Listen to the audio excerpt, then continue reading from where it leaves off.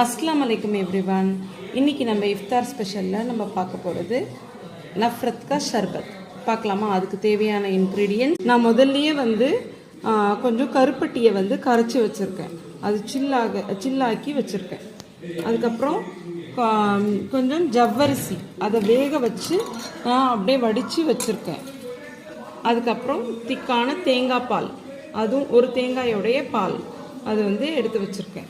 அது கூடவே நம்ம இப்போ என்ன ஆட் பண்ண போகிறோன்னா கொஞ்சம் பாதாம், முந்திரி, அதுக்கப்புறம் ஒரு 10 பேரிச்சம்பழம், இதுதான் நம்ம ஆட் பண்ணி இப்போ இந்த பேரிச்சம்பழம் பேஸ்ட்டாக அரைச்சிக்கணும். இது மாதிரி பேஸ்ட் மாதிரி அரைச்சி எடுத்துக்கணும். இப்போது ஒன்லி மிக்சிங் வேலை மட்டும்தான்.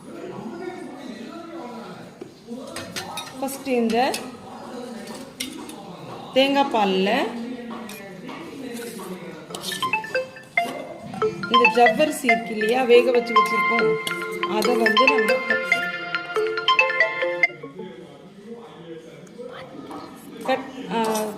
வேக வச்சு வச்சுருக்க ஜவ்வரிசியை நம்ம ஆட் பண்ணிக்கிறோம்.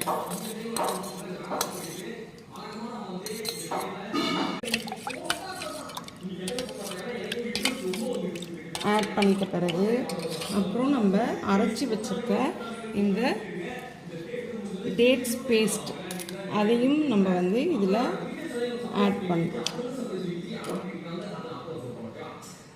இந்த மாதிரி அந்த டேட்ஸ் மிக்ஸ்சரையும் போட்டு மிக்ஸ் பண்ணிடணும். மிக்ஸ் பண்ண பிறகு நம்ம இங்கே வச்சுருக்கோம் இல்லையா கருப்பட்டியோடைய சிரப்பு, அதை நான் ஃபில்ட்ரு பண்ணி வச்சுருக்கேன். அதை அப்படியே கொஞ்சம் கொஞ்சமாக நம்ம ஆட் பண்ணி அப்படியே கரைச்சி விட்டுருக்கோம்.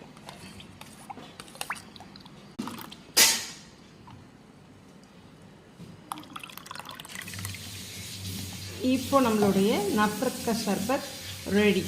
இது ரொம்ப ரொம்ப உடம்புக்கு குளிர்ச்சியும் தேங்காய் பாலும் ஆட் பண்ணியிருக்கிறதுனால நம்ம நோன்பு இருக்கிறப்போ நம்மளுக்கு பாடி ஹீட் ஆகும் இல்லையா, அந்த ஹீட்டெல்லாம் தணிக்கும். வாய் புண் இதுக்கெல்லாம் ரொம்ப நல்ல மருந்தாக இருக்கும். அதே மாதிரி நம்ம டேட்ஸு, ஆல்மண்ட்ஸ் இதெல்லாம் ஆட் பண்ணியிருக்கிறதுனால, கேஷ்யூஸ்லாம் ஆட் பண்ணியிருக்கிறதுனால அதோடைய இதெல்லாம் நம்மளுக்கு அயன் சக்தி கிடைக்கும், ப்ரோட்டீன் கிடைக்குது. ஃபுல்லி இதில் ஃபுல் அண்ட் ஃபுல் நம்மளுக்கு ரிச் அண்ட் டெலிஷியஸாக இருக்கும். நீங்கள் ட்ரை பண்ணி பார்த்துட்டு கமெண்ட்டில் சொல்லுங்கள்.